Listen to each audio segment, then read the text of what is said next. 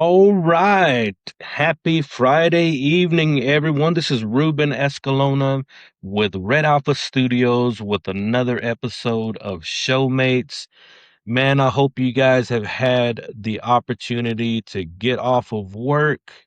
Maybe you got yourself some dinner, some popcorn, whatever it is that you use to go to the movies, and you're sitting down, you're like, let me tune in to my man Ruben over at Red Alpha Custom Prints because I hear he's going to be talking about the final episode of season 3 of House of the Dragon.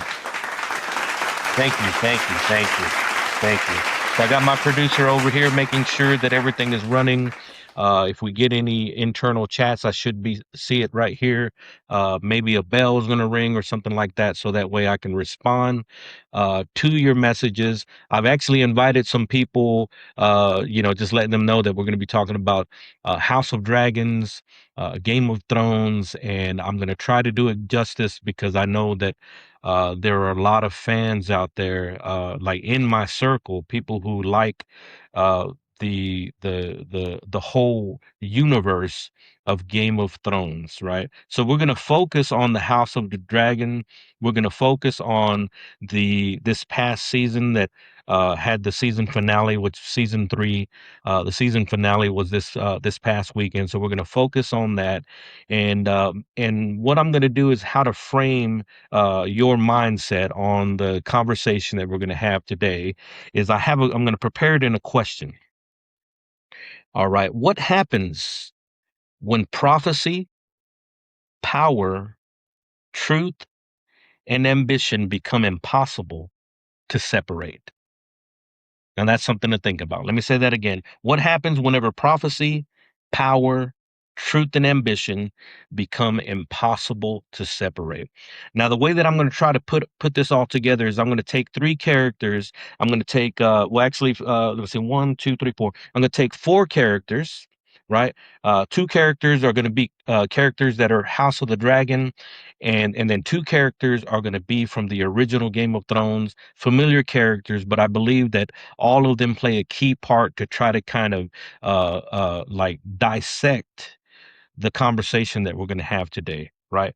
So, have you ever thought about that? You know, the things that you believe, the things that you were told to believe in, the things that you want to believe in, and but you're just not quite sure. You're not quite sure because you don't know where it originated from. You're not.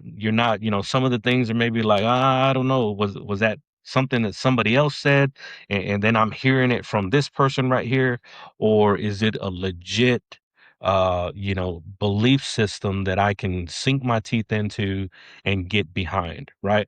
I know I'm not the only one that has thought that, right?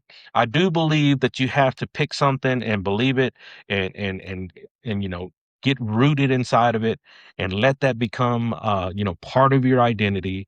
And because especially at my age, I don't have what am I going to do, like trying to figure out a whole new belief system and then start my life from there.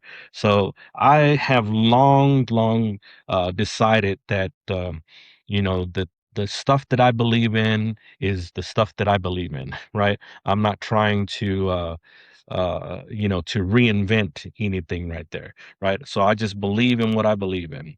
And so that brings us to the show. The whole show, whether it's Game of Thrones or whether it's House of the Dragon, it revolves around a prophecy. The prophecy came from Aegon the Conqueror. Aegon the Conqueror had a dream.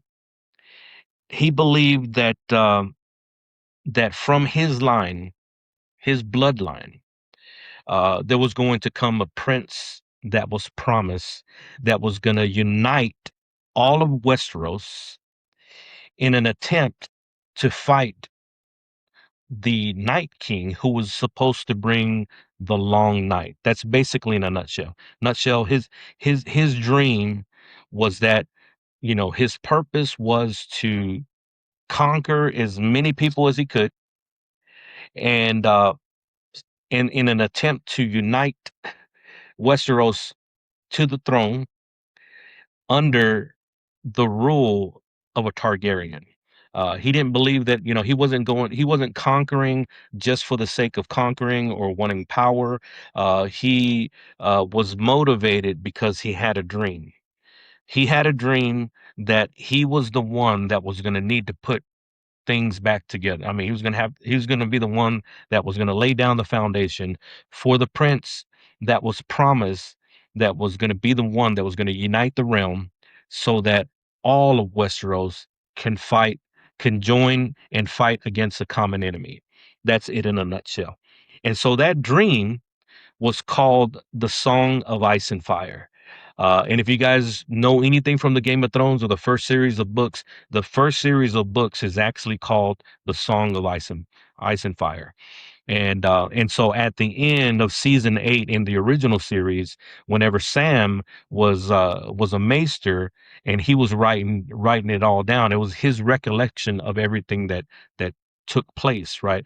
And if you remember, he when he started writing, he wrote down a Song of Ice and Fire. And so I thought that that was real poetic. Is that so basically what we were seeing from the original series, of Game of Thrones was Sam's perspective, and he was writing it down, and he titled that A Song of Ice and Fire, which is pretty cool.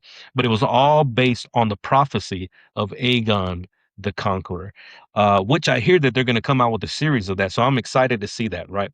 And so House of the Dragon, whenever, season one, if you remember, uh, you had King Viserys. King Viserys was, he was, I guess he was aging. He had uh, I don't know, leprosy. I guess he had leprosy, right? And so he was not fit to be a king.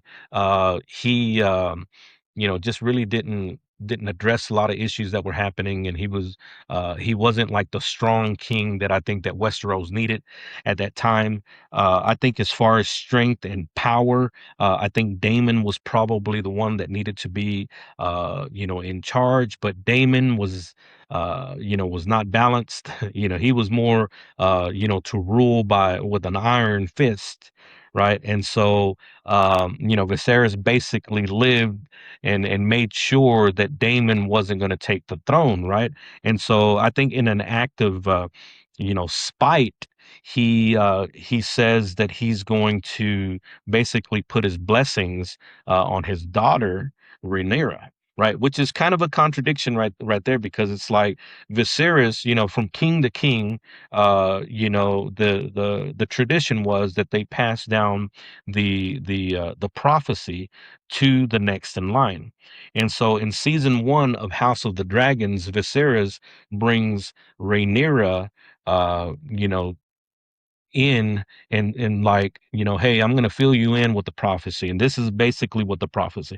And so he tells her the prophecy of the Song of Ice and Fire, and he fills Rhaenyra's head with, the fact that she is the one that is going to have to take over whenever he's no longer around, and she's going to be the one that the prophecy was talking about, right? She is the prince that was promised, right? And in the final episode, you see where Rhaenyra is finally stepping into her her calling, or what she was told to believe in, and she claimed herself, self-proclaimed, not self-proclaimed, but she kind of embraced the title of the prince that was promised, right? The only problem with that, right, is that, if you look at how Rhaenyra, how she actually changed from the time she was, I don't know if it's changed, but um it almost seemed whenever she was younger that she had a little bit more empathy, and so a lot of the empathy you could see it played out with, with her as she's getting older, and her relationship with Alicent, and she was trying to be loyal to uh to the friendship, and she ended up marrying Damon, and try it almost seemed like she was trying, right? But the more and more that time went, she started to change, and the power that she got really started, now you're starting to see her where she's like grabbing people in the face and like, listen here, I'm the queen, and you're gonna do what I say. And oh, you want me to legitimize you just because you helped me over here? No, we're not gonna do that, right? And being a hypocrite, because we all know, I better not say it because I don't want my tongue chopped off, like Lord Corliss or his brother, right? I don't want to talk about Rhaenyra's family, right? Her sons and stuff like that, their legitimacy, right? I'm just not going to say that because I don't want something bad to happen to me, right? But we all know what happens whenever you talk about Rhaenyra's kids, right? And her and old Cole's babies or whoever they are, right? And so it's I want to stay away from that. But as she started to get a little bit more power, she started to really embrace the that kingmanship, and so now it seems like she's ready to rule, even though uh, her world is crumbling around her, right? I don't even know who is on her side anymore, and who isn't, right?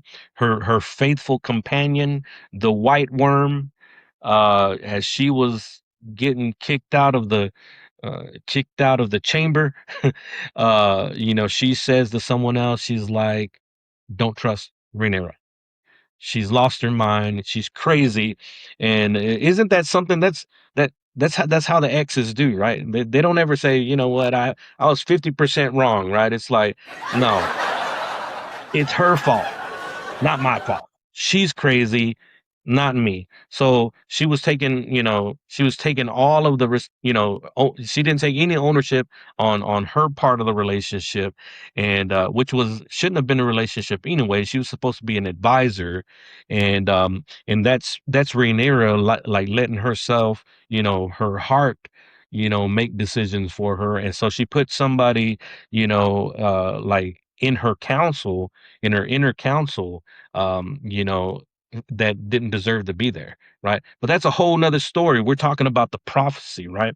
And so, but if you think about it, it's like, so the prophecy, if you are the one that's going to unite you have to be laser focused, right? You have to be laser focused about, you got to be about your business, right? And I don't think it's wrong to say you got to be about your father's business, right?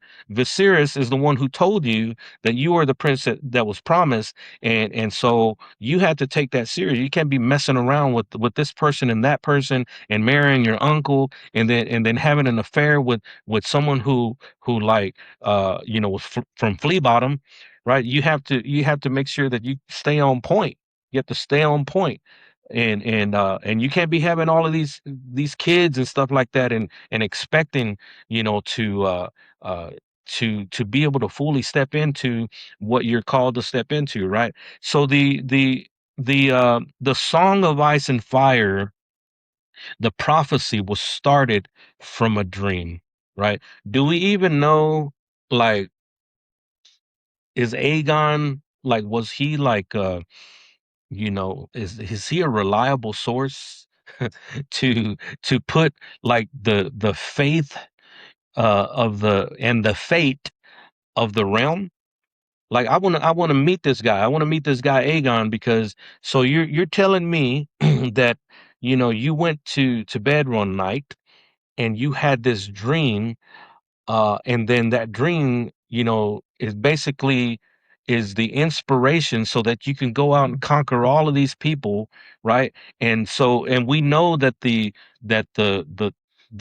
Iron Throne was made of all of the different swords of the enemies of Aegon, right? And so there's a saying that the Iron Throne has its own his own will, right? And so if you sit on the throne and the throne doesn't think that you're fit to rule, then it'll cut you, right? It'll cut you. It cut Viserys and it cut Rhaenyra, right? I'm just saying. I'm just saying. I don't think it cut Rhaenyra's Aegon. I don't think it cut Aegon. Um if I'm not mistaken. Which Aegon's still out there, he's coming back. And at first I thought, I was like, man, here's someone who had everything handed to him, right? And and so, that's usually what happens, right? It's like you didn't have to do anything to earn it. It was handed to you on a silver platter, and then he's going out there, and then Larys Lannister, only foot, only feet, uh he told him, he said, man, he says, you're blowing it. You come from privilege, you had everything, and instead of taking your life and what you had serious, you are just like, you're a horrible person, basically. And I think that Aegon actually learned a lot after getting burned in the face and falling off of his dragon by the hand of his brother. That'll do it. That'll do it. I think if my brother were to betray me by trying to burn me with his dragon, and then I ended up having half of my face cooked like hamburger meat, and then my only source of power was a dragon, and now the dragon is dead. So I don't have no power. I don't have, half my face, and my brother has turned his back on me, right? And so now I got to find my way back to the palace with no dragon, no face, no friends, except for this dude who will trade anything just to look at somebody's feet, right? And so it's a crazy situation that we find Aegon in, right? So it's something that I think that we can kind of relate to when we see some people who maybe had all the advantages and just really took them for granted, and and then other people, right, who are maybe like Laris, that have to work their way into the positions that they have, right? And so, but you got Rhaenyra, who is trying to come into power, right? And so she embraces the prophecy, in my opinion, a little bit too late, right? And the way that she gets back to the throne is not the way that I think that a prince would want to get back into it. Number one, it's like, I'm not saying that I agree with this, but the fact that her just simply taking the throne was going to cause division, that's like a red flag right there, right? Back in those days, a woman king just wasn't going to fly. If you remember, her aunt Rhaenys, right, was the legitimate, like, heir to the throne, but Vi- uh, uh, Viserys was chosen just because he was a man, and so Viserys was more Like he was more interested in other stuff like history. He was sitting there making his model toy, of Westeros and stuff like that was what he was about. He didn't really care about what was going on. He didn't care if people were getting, if they were serving the people or anything like that.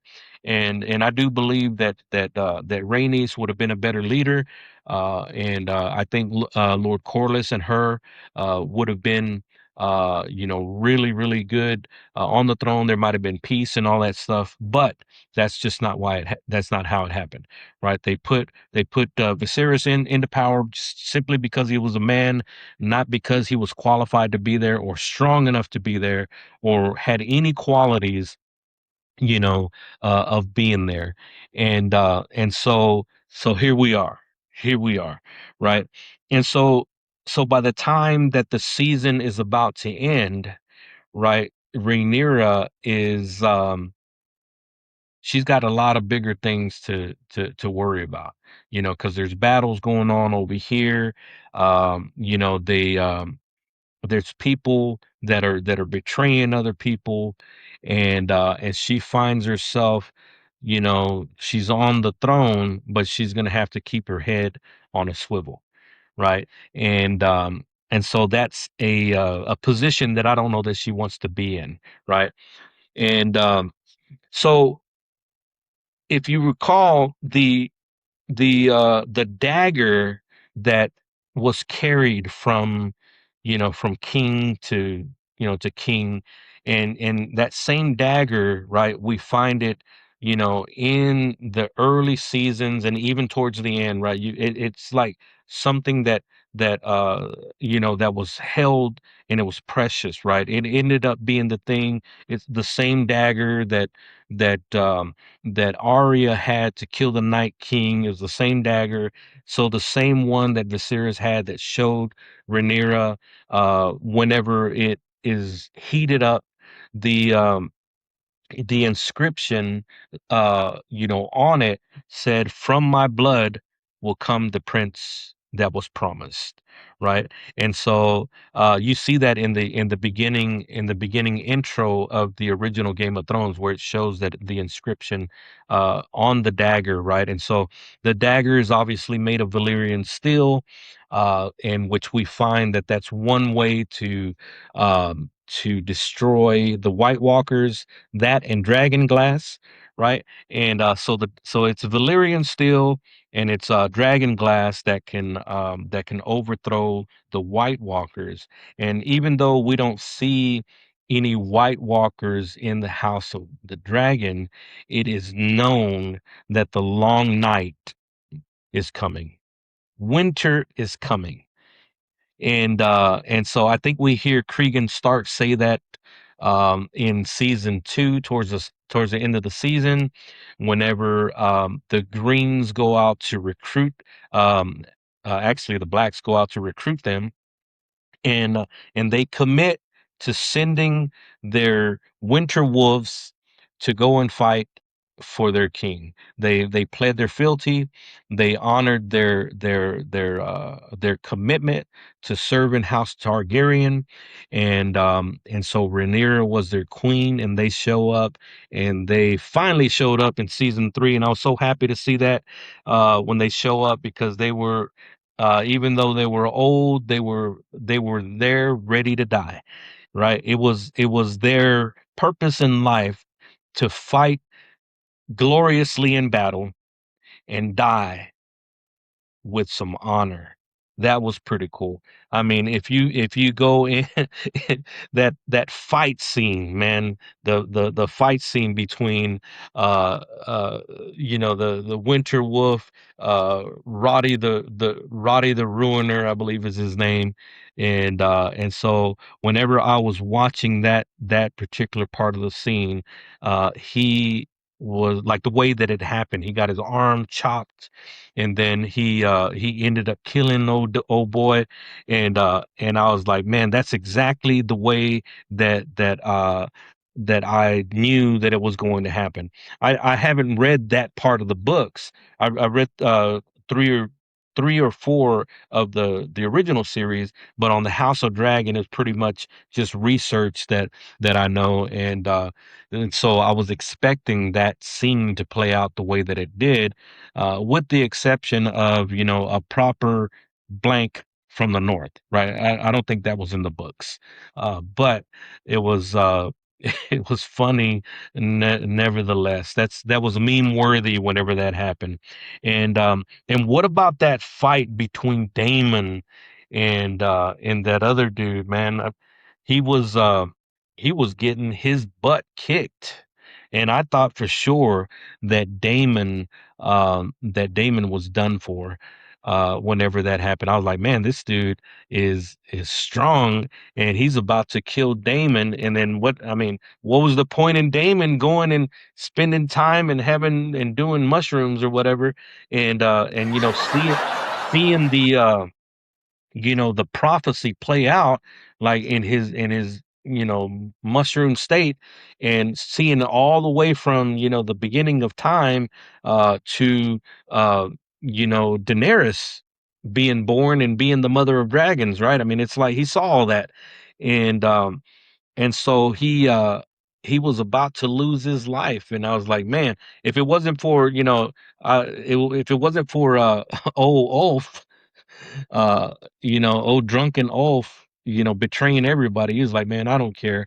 Like, I don't trust anybody. I'm gonna go out and have me a drink, and then I'm gonna get on my dragon, and I'm just gonna burn whoever I please. And I was seeing some memes. I was seeing some memes.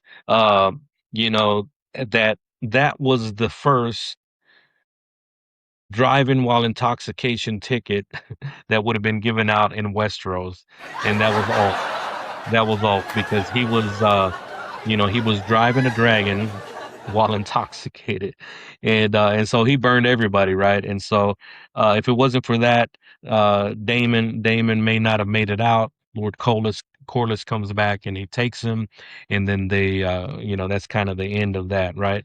And so the dagger is something that we see that was traveling from House of the Dragon all the way to Game of Thrones, and that's what brings us to the problem with the prophecy, right? Is that, I mean, it's nice that it was inscribed, on a Valyrian steel dagger. It's nice. It sounds real nice that the prophecy was basically, brought to you by someone of power, right? Aegon.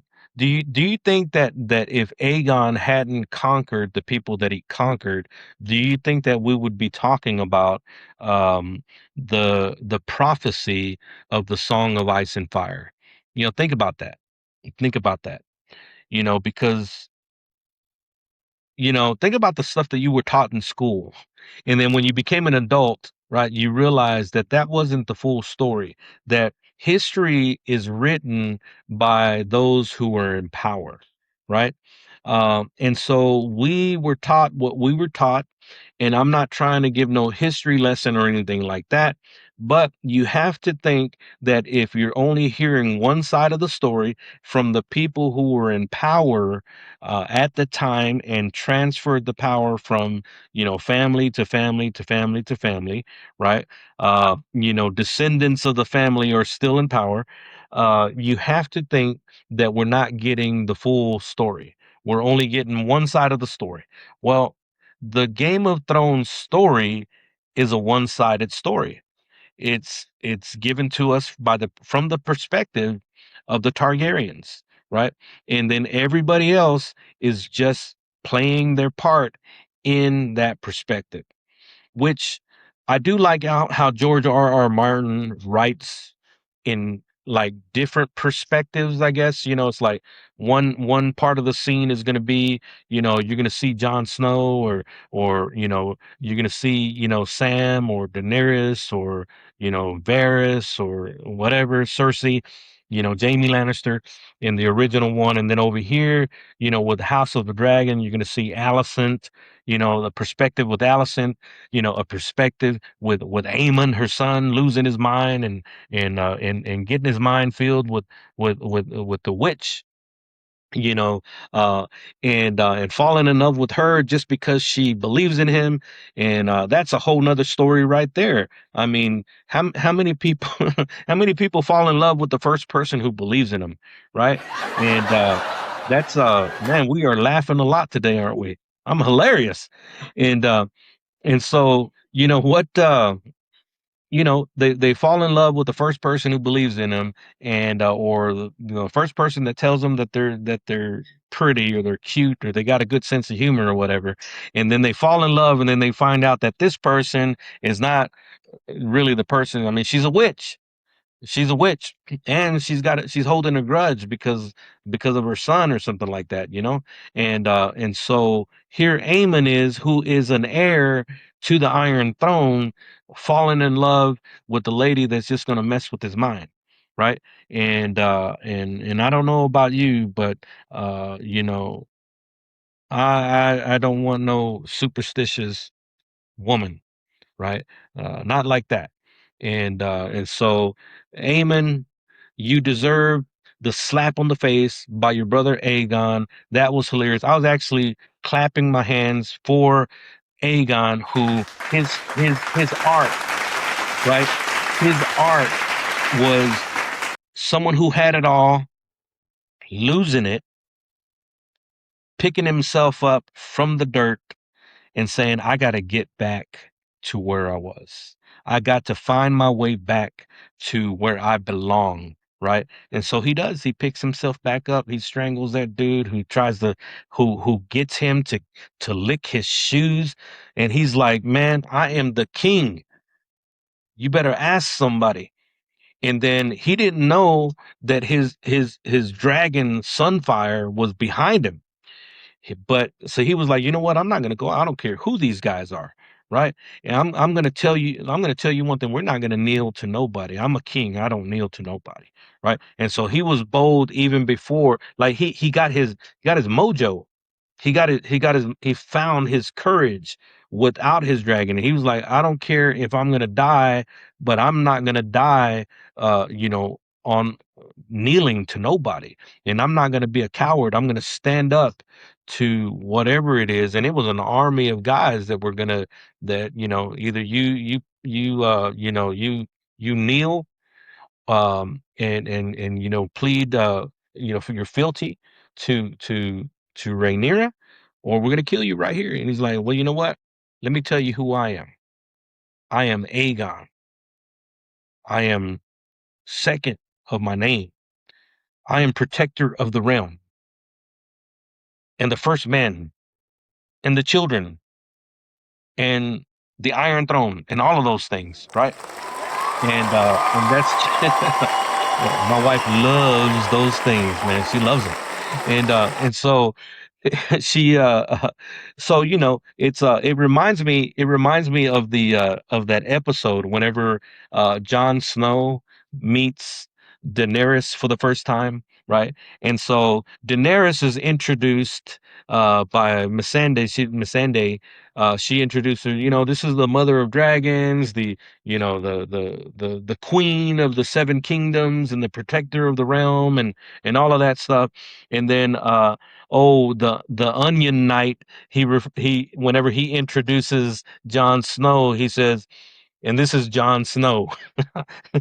And that's it. He just says, this is Jon Snow. And then he was like, the king in the north, right? I thought it was just hilarious because there was a big pause between, Jon Snow. He's like, well, he's just Jon Snow. And they're like, oh, okay, he's the king of the north, right? And I thought that was funny. But I always thought that was kind of cool, it's like to be introduced as, something more than just my name, right? It's like, kind of like Apollo Creed, he's the king of steam, the master of disaster, the thriller of Manila, the Count of Monte Fisto, all of those different names. I thought, man, that's really a cool way to be introduced. So I'm gonna task my wife, whenever we go somewhere and she's introducing me, I want her to introduce me kind of like that. This is this is Ruben, the Roopster, the creator of the Showmates podcast, owner of Red Alpha Studios and Red Alpha Custom Prints, designer of vehicles.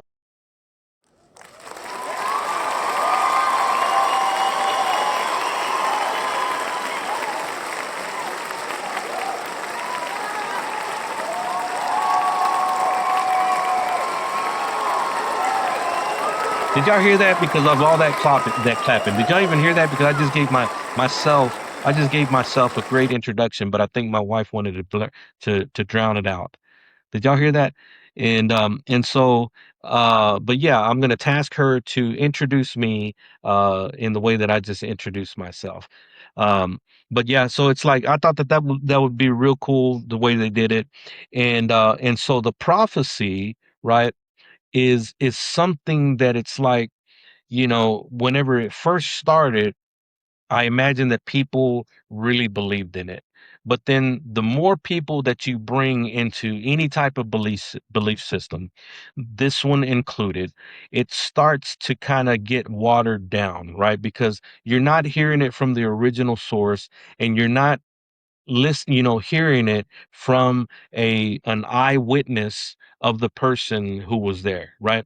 I imagine that Aegon, he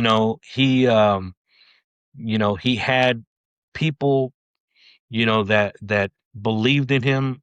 He obviously had subjects who served him, and so we're able to, people who were there, eyewitnesses who said, yeah, if Aegon says it, then I'm going to believe it. They write it down. I believe that a lot of the Macers were forced, to write things down, and some of them were compelled, right? Uh, you know, to turn the other cheek, or I mean turn a blind eye to what was really going on, and write down what the king, or that ruler told them to write down. I mean, it's a lot of similarities in today's times, right? There was an event that happened, about 6 years ago, right, that we were all told one thing, right? We were told to believe one thing, and then if you didn't believe in it, you were wrong, right? And so, I believe that's kind of, mind manipulation has been around, for since humanity, uh, was in existence, and so we see this type of, situation portrayed in the shows that we watch, right? And George R. Martin, he did a video where he researched like all of the different religions that, that are around, right? I don't know, it's like thousands of religions, I guess. And so he used bits and pieces of real, religions, to be able to put together the faith of the seven, right? And so the faith of the seven, that it's kind of a driving belief system, and then you have the faith of the seven. Pretty much is kind of like a southern, if I'm not mistaken, a southern belief system, or yeah, faith of seven, and then you have those who serve the Lord of Light, or R'hllor. R'hllor is where you see the priestesses from Ashai. The Red Woman, uh, is, Melisandre. She was one of the followers of R'hllor, the Lord of Light, and she constantly referred to Jon Snow as Azor Ahai, aka the prince that was promised. Now, whenever I was looking at my research, it's not really clear. It's not really clear if Azor Ahai and the prince that was promised are the same thing, because the Azor Ahai is the belief of the followers of R'hllor, which the priests of Ashai are from, right? Are you following me? You following me? So there's one belief system, those who follow the one true God, Relor, or the Lord of Light, and Azor Ahai was going to be the hero that was going to defeat the Night King during the Dark Night. He was going to bring um, the sword of light, right? And you saw some of the guys like in Game of Thrones that figured out a way to light their swords, with fire. But that was just all. I mean, they even did that during the Battle of Winterfell, right? Is where they they were doing it just because they believed in the prophecy, and so it was just something that like ooh, I'm gonna try to intimidate my enemies by pouring gasoline on my swords so that way whoever sees it will be afraid and and maybe I can intimidate them that way, right?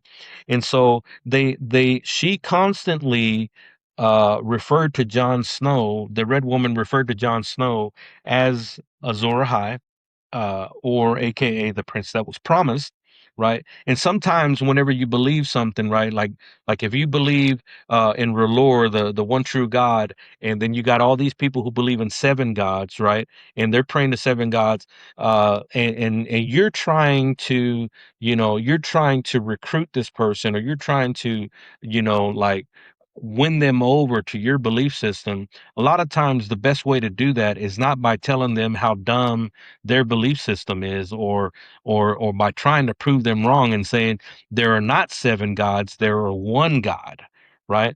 And so he is Relor, right? And we're in Westeros, right? We're in Game of Thrones. We're not talking about Abilene, Texas, or even United States, where we're talking about Game of Thrones.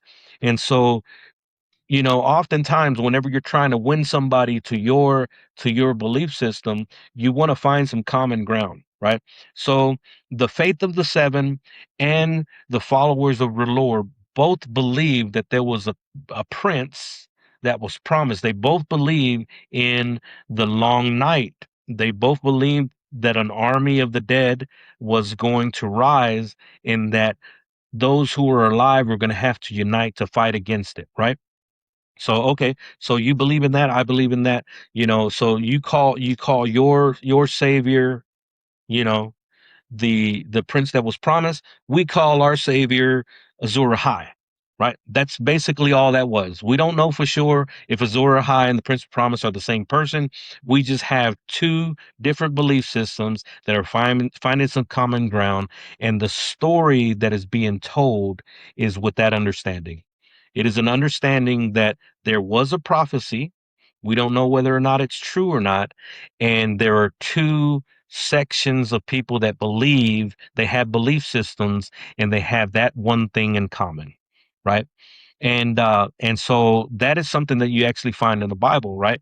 In the Bible, you had people who believed, there were the Sadducees, there was the Pharisees, right?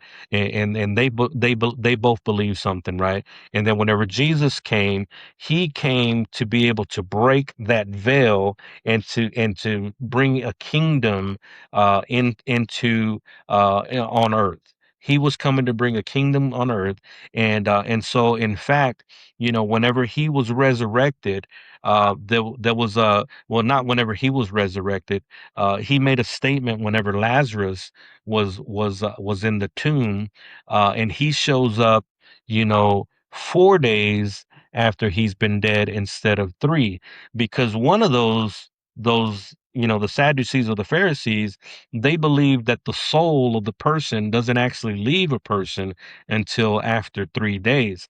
And so Jesus was trying to prove a point. He was trying to prove a point that he is the resurrection, right? Resurrection isn't a thing that happens, it is a person that lived on earth just like us, right? And so he shows up and he calls out Lazarus, and he shows up late on purpose, right? He shows up late on purpose on the fourth day to prove with all doubt that he is the resurrection and the life. All right, that's just a little Bible stuff right there. But let's get back to Westeros, right? So they find some common ground with this person, and then so now it's like, okay, we got some common ground. Now we can at least have some sort of order, right? uh we're not going to just go and conquer these people because their faith has been around for a long time. They even got trees, that they talk to, right? And they paint faces on them to make it look like, it's magical, right? It might be magical, or maybe the fact whenever you touch it, it's got like some venom in it, and that causes you to hallucinate. Who knows? Who knows? Right? But what we do know is that people believe it, and so they go out and they make sure that they have one of those trees. They have one in Winterfell where Catelyn Stark, she was faithful to that. And so even though Ned didn't really believe in that, he believed more in the power of of the fists and the sword, stuff like that. Just like a good winter wolf, and so, but he loved his wife. And so if you want a tree over here in Winterfell, we're going to give you a tree over here in Winterfell, so that way you can go out and you can pray all you want to. And I'm not going to disrespect your belief system. I'm going to let you believe whatever you want. I'll show up to, we'll show up to special occasions, the church and stuff like that. We'll even let the kids be married under your faith system, no problem. As long as when it goes down, I could just pick up my sword and I can fight, right? That is a true representation of Winterfell, right? And so they so this brings us to a current thing, and to where the whole idea of the Game of Thrones story and the realm was built on a dream that may or may not have been true. If you guys remember, I wrote this down right here, and I've been dying to say this. I'm going to take some water. I'm going to drink some water, right? But I've been dying to say this the whole show. But if you're watching, tell me if you remember this line. It was a great line, that one of my favorite lines from the whole show. But I'm going to read it here. I'm going to give you a chance to chime in. If you don't answer in 2.5 seconds, I'm going to tell you who it is, right? The realm. Do you know what the realm is? It's the thousand blades of Aegon's enemies. It's a story that we agreed to tell each other over and over and over until we forget that it was a lie. Who said that?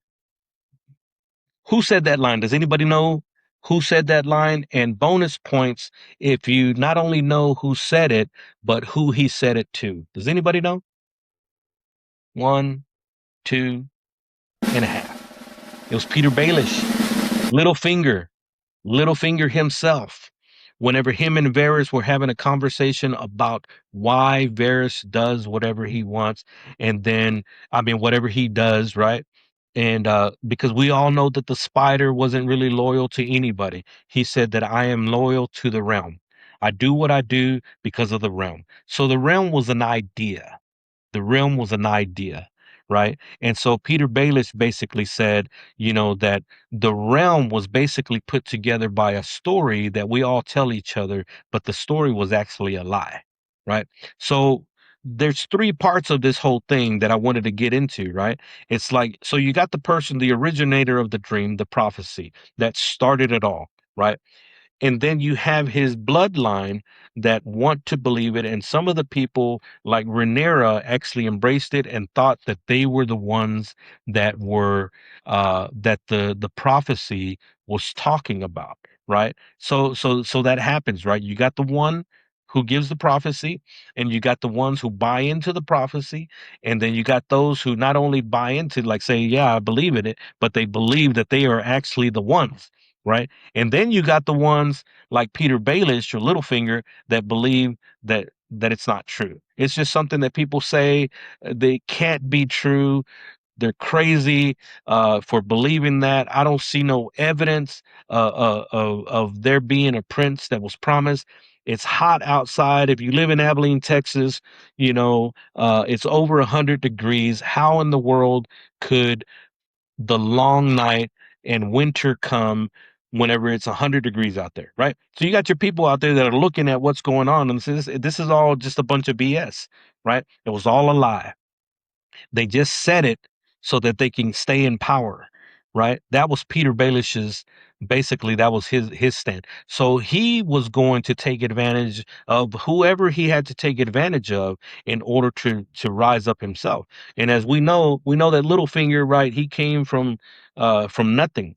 Right, he tried to hook up with Catelyn Stark whenever he was a kid, but she wasn't having it. She's like, "Man, if you can't pay my bills, I don't want you, you know, how's that song go? Can you pay my bills? You're a scrub, right? And so you're over here trying to holler at me from the passenger seat of your friends,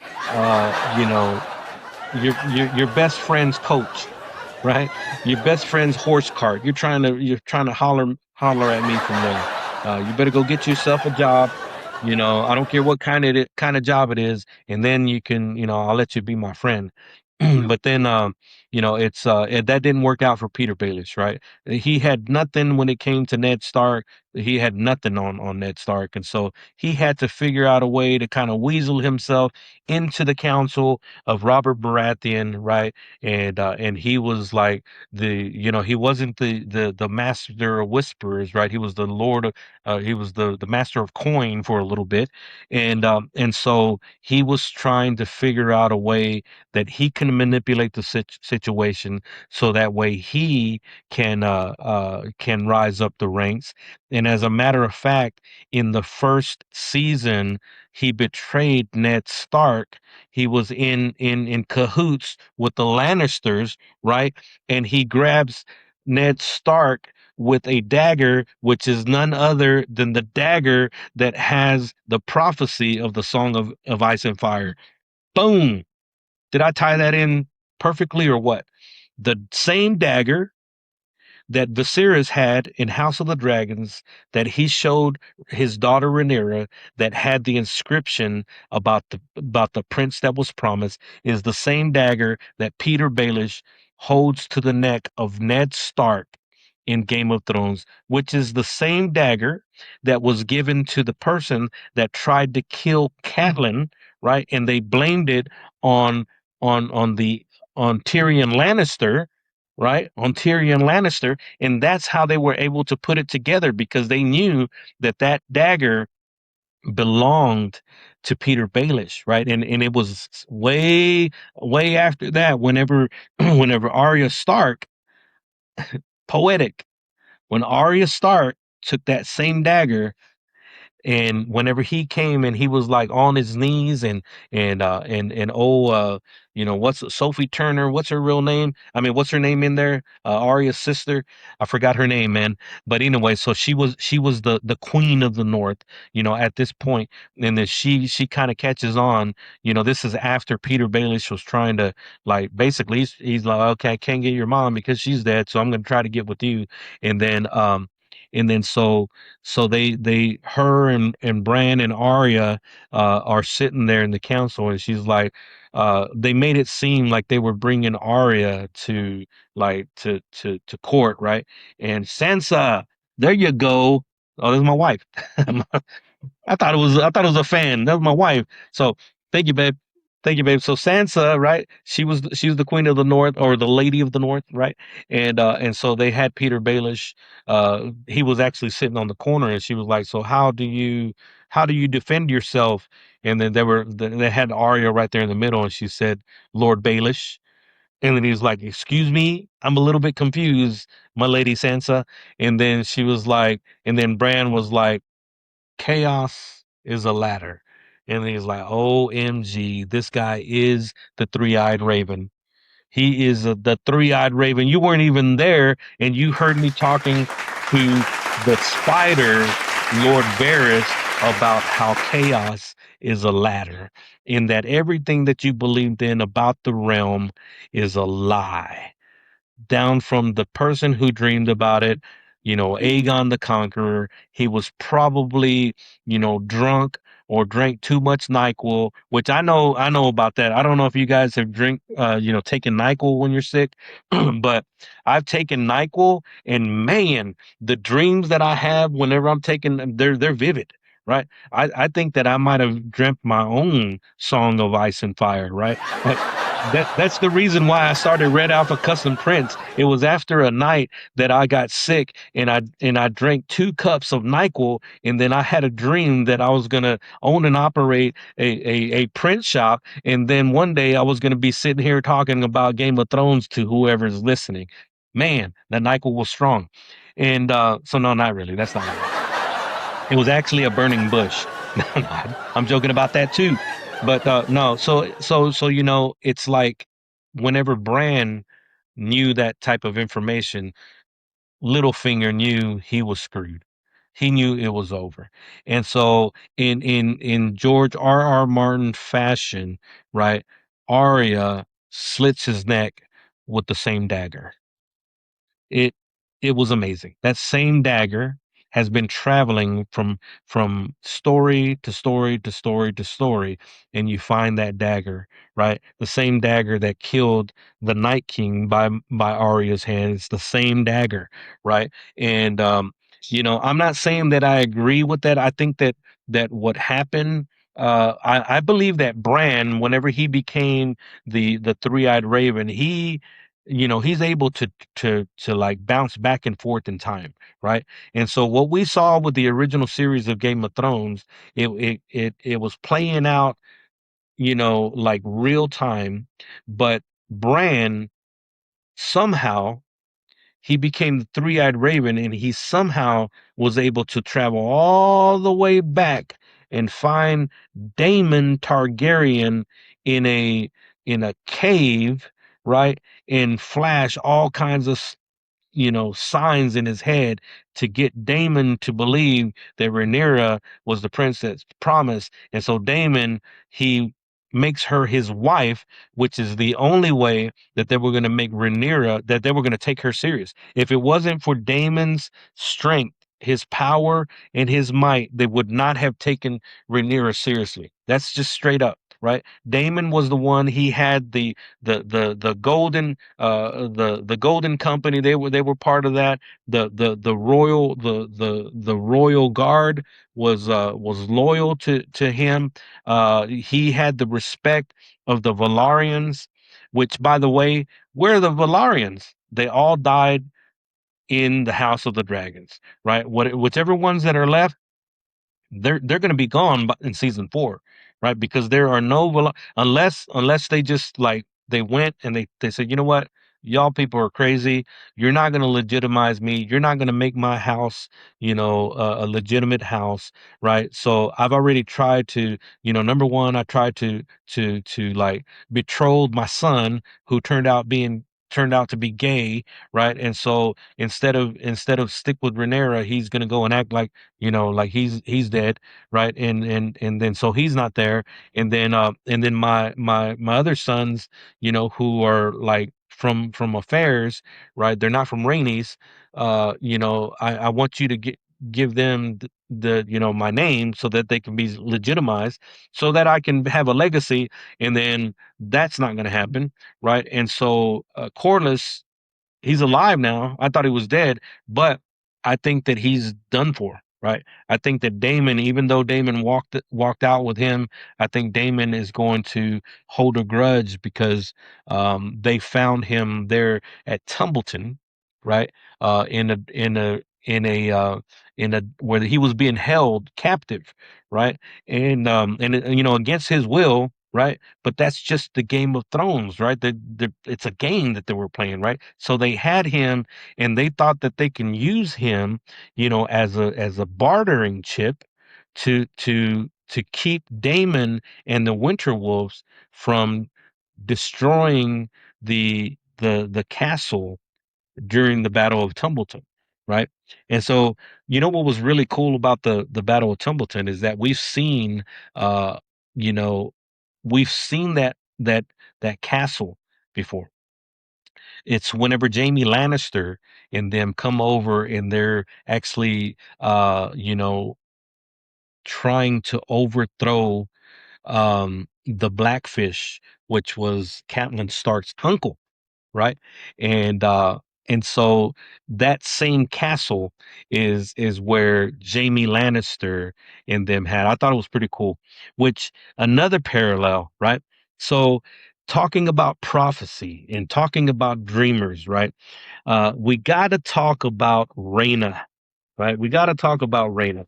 So Rhaena was a dreamer, right? She was not only was she a dreamer, but she was also a pretty good embroiderer, right? I mean, she had some details in her embroidery, and so it was interesting that if you see what she was embroidering. I don't know how she got that detail, but she was embroidering. It was kind of like she was seeing things that that's the way that she kind of expressed her creative thought is through embroidery, right?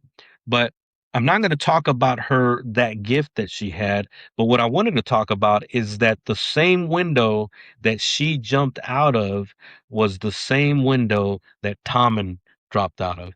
I was geeking out when I saw that. I was like, "Oh!" I was like, what's that meme where that guy he's like he sees something that it was like in the Wolf of Wall Street or something like that. Like, yeah, where he's whistling, and I was like, "Man, look at that!" I said, "That is the same window. That is crazy." She jumped out to her death just like Tommen did.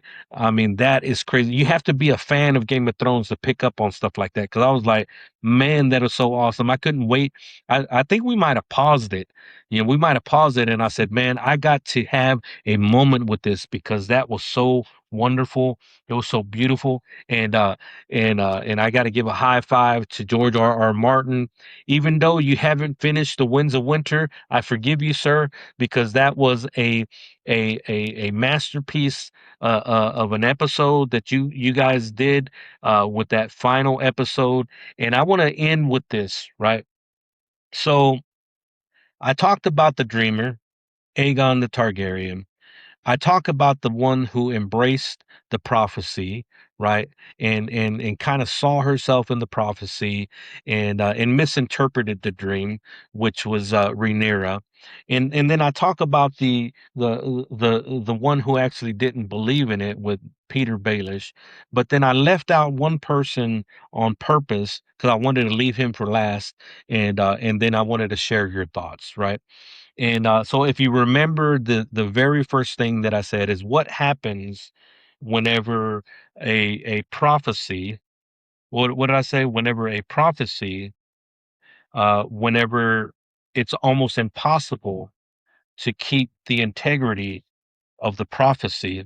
What happens whenever prophecy, power, truth, and ambition become impossible to separate, right?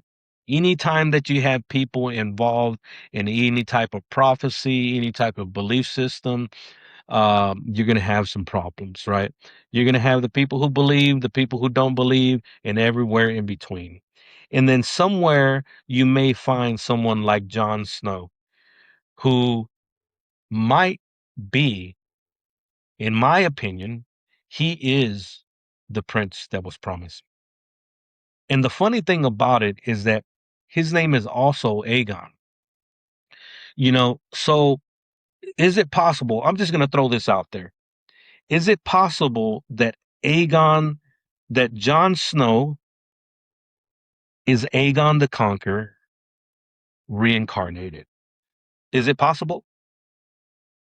I think it is. I think that Jon Snow, or AKA Aegon Targaryen, is Aegon the Conqueror reincarnated. He is the prince that was promised. He died and he rose again. And so I refuse to believe that his story is over just because his jealous brother wants to sit on top of the throne. John didn't even want it in the first place. Bran, you can have the Iron Throne. I don't want it.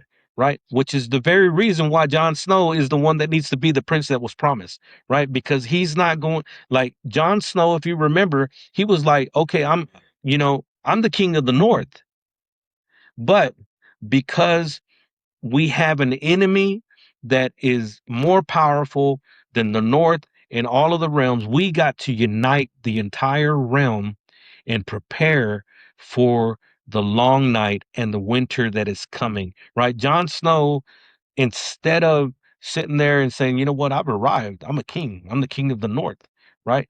And he was the, not only was he the king of the north, but he was the boss of the wall, right? And people respected him, both noblemen and common folk, both crow and free folk. They all believed him, they all believed in him, right? And so he was the one that I believe was the legitimate prince that was promised, right? Even Daenerys's dragon recognized the king without him introducing himself.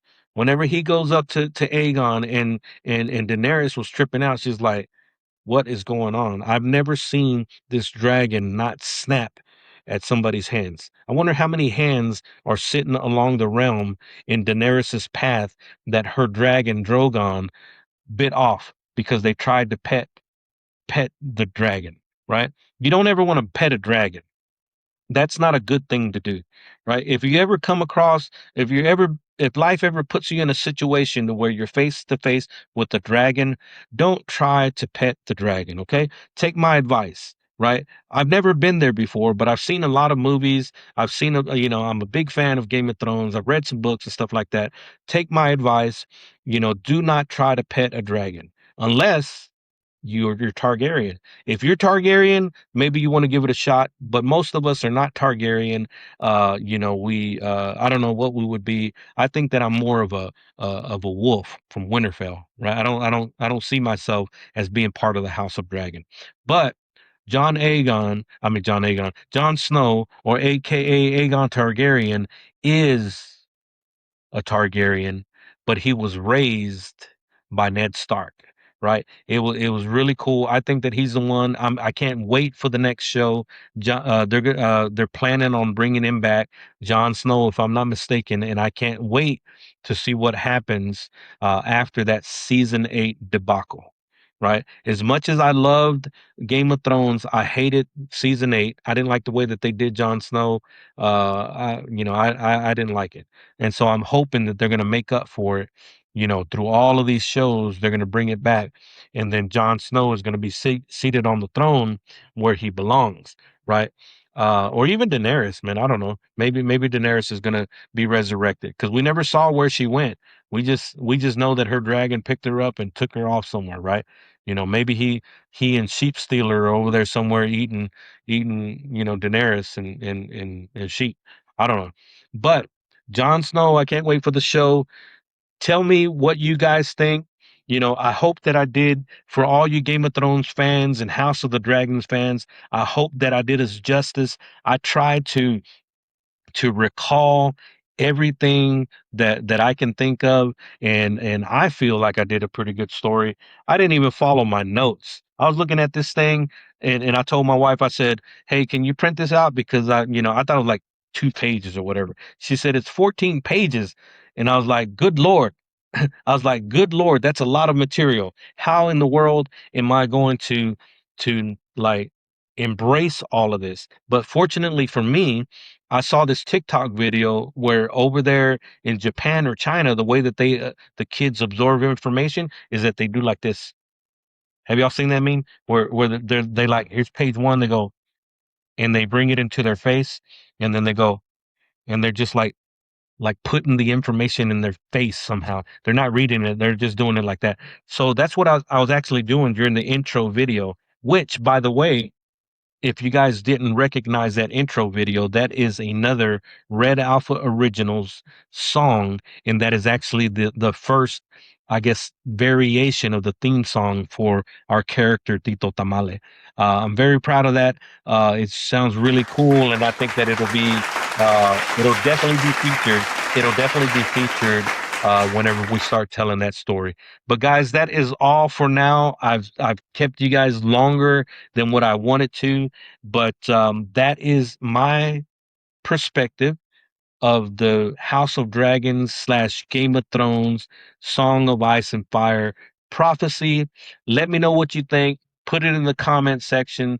Give me a call. Send me a DM if we're connected on Facebook or any other social media, and I will be happy to discuss that with you. We're not going to debate. This is just one guy's, a fan. This is just my opinion.